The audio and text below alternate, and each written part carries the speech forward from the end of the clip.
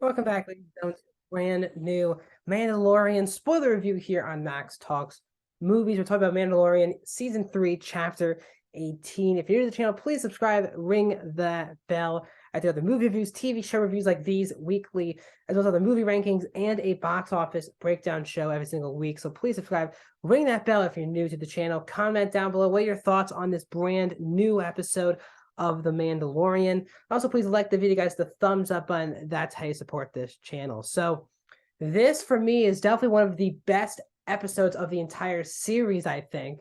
Because I think this is what I think everyone wants in kind of the mythology of the Mandalorians. And I think for a lot of people who haven't seen Clone Wars or Star Wars Rebels, this might be their first time ever being in Mandalore. Again, for background, I've seen Star Wars Clone Wars like 5 times, Rebels 3 times. So this episode was definitely made for me, as someone who knows this lore, has been to Mandalore, and also the Bo-Katan aspect of this episode. So we basically kick off, and Mando's looking for those parts for IG-11. She goes back to Tatooine for Pelimoto's shop, played once again by Amy Sedaris for the 3rd straight season. And instead of getting those parts that Mando wanted, he instead gets R5, which, again, if you're not familiar, R5 was the droid that blew up in New Hope, and they kind of keep that mark on R5's head, which allowed Owen and Luke to get R2 to go with C-3PO instead of R5. So that's always a great Easter egg that Filoni and Favreau just put in there. Of R5 now joins us on our journey, it looks like, for the remainder of the season. But this episode goes straight to it. Mando goes straight to Mandalore at the beginning of this episode, with Grogu and R5. And Grogu's starting to like talk a little bit. He's making a lot more noises than he did in the first 2 seasons of the show. But as we keep going here, Mando wants R5 to jump out of the ship and make sure we get some scans if the air is breathable. R5 walks, and then R5 gets taken by these animals, I guess. And then Mando's like, "Well, I'll pressurize my helmet and we'll just go." And he makes Grogu stay in there. Actually, Mando does come back with Grogu and sees that the air is breathable after Mando gets into a fight, including using the Darksaber. You can still tell, though, that Mando still is not the master of the Darksaber. And you saw really who the true master of the Darksaber is when Bo-Katan was using it towards the end of the episode. But as we keep going here, Mando, the 3 of them go in. They go deeper and deeper and deeper. And this is where Mando gets trapped. He sees a Mandalorian helmet in the rubble, and he gets trapped by this mechanized machine that's trying to extract his blood. And right as Grogu was trying to save him, the machine caught him. Mando's like, go to Bo-Katan. She'll save us. So Grogu goes all the way up. It was a really fun action kind of thing for Grogu. He goes up. He force pushes away of an animal, and he goes back to Bo-Katan. And when Bo sees the ship, she's like, "Oh, here we go. Told you I'm done talking with you." And then obviously she's like, "Lead me to him." So now we get Bo-Katan in Mandalore. And I really do believe that this is the best version of Bo-Katan, the best performance that Katie Sackhoff has given so far on the show. It's a amazing episode for Bo-Katan. And one of my favorite parts, again, this is someone who grew up with Clone Wars and Rebels. I had chills when Bo came out of the ship, her ship, by the way, which is awesome, wearing this helmet and being in this outfit. It just feels like you because I literally just rewatched Rebels a couple weeks ago, fully for the 3rd rewatch I've seen Rebels. And I just love seeing that. It comes off from animation to live action so seamlessly. And it's again, Bo-Katan, Katie Sackhoff is so great and such a great character, especially when you get to Rebels of it, to Star Wars Rebels, I mean the TV show. So you look deep. Bo-Katan saves her with the help of her getting the Darksaber.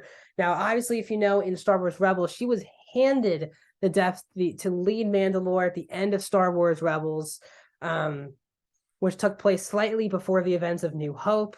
And Bo was handed, did not win it in combat. And this is the first time we've seen her with the Darksaber in her control since Star Wars Rebels. She brings out, and this picture for me was just awesome. This was kind of my childhood, watching Rebels and Clone Wars for the last 15 years. or for a 12-year portion of that, and getting a chance to see this in live action truly is amazing to watch.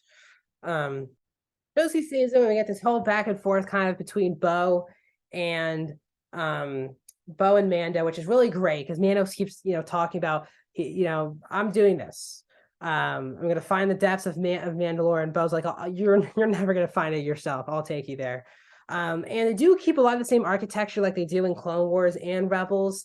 So again, that also was really nice to see. Then the continuity is just so good from animation to live action right now, and Filoni at the helm is such a big thing for the show moving forward.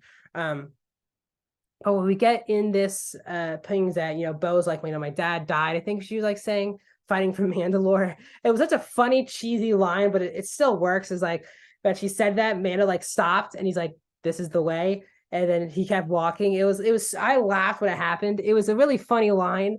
As we kept going, we get to the depths of Mandalore, and Bo's kind of being very sarcastic about this tour, and Mando's like not even worried about it. He's going to get redeemed. So he goes into the water and he gets sucked in like an idiot right away. Again, he has no idea what he's doing, but he just wants to be redeemed. I actually thought for a second when he was taking off some of his stuff, I was like, is he going to actually take off his mask? Are we going to see Pedro Pascal this early in the show? But we don't. Bo comes in with the jetpack on. Such a cool scene visually, a direct direction from Rachel Morrison, getting in deep into the water. And we see I think our first mythosaur, definitely in live action, that was hiding underneath the depths of Mandalore. And that's how we end this episode. I love this episode for the mythology. I was really happy we got to and off of Tatooine as quickly as we did. I think a lot of Star Wars needs to stop relying on Tatooine for a lot of big set pieces. I think after just being there for 6 episodes of Book of Boba Fett, I think it's a great set that we just got there, got our stuff, and left. It wasn't a huge thing. We'll see if Mando will still need IG-11, as it seems that R5 could be his new trusted droid here moving forward here for the rest of the season. But we don't know where we're going to pick up. We're going to have Bo and Mando in the heart of Mandalore. It was just such a great, episode from a mythology point of view, really learning and also exploring things that you've seen in animation, now getting in live action.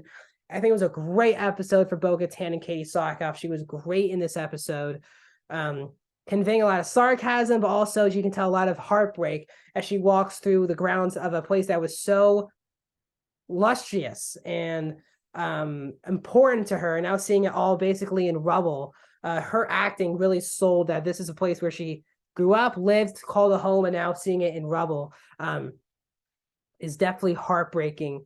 But overall, a great episode of The Mandalorian. I'm so pumped that we get 6 more weeks to talk about The Mandalorian here on Max. So that every Wednesday, I'll keep doing these breakdowns of The Mandalorian. Also, every Thursday, I now do breakdowns of the new episodes of Star Wars The Bad Batch. So that review will come tomorrow. As well as tomorrow, I'll get my review of Scream 6. Monday, I'll get my Last of Us season finale review. Tuesday, I'll get my box office breakdown show. And Wednesday, back here on the channel, Chapter 19 of The Mandalorian. I'll get my review here very soon. I'll see you guys soon. Thank you guys so much for joining me on this review.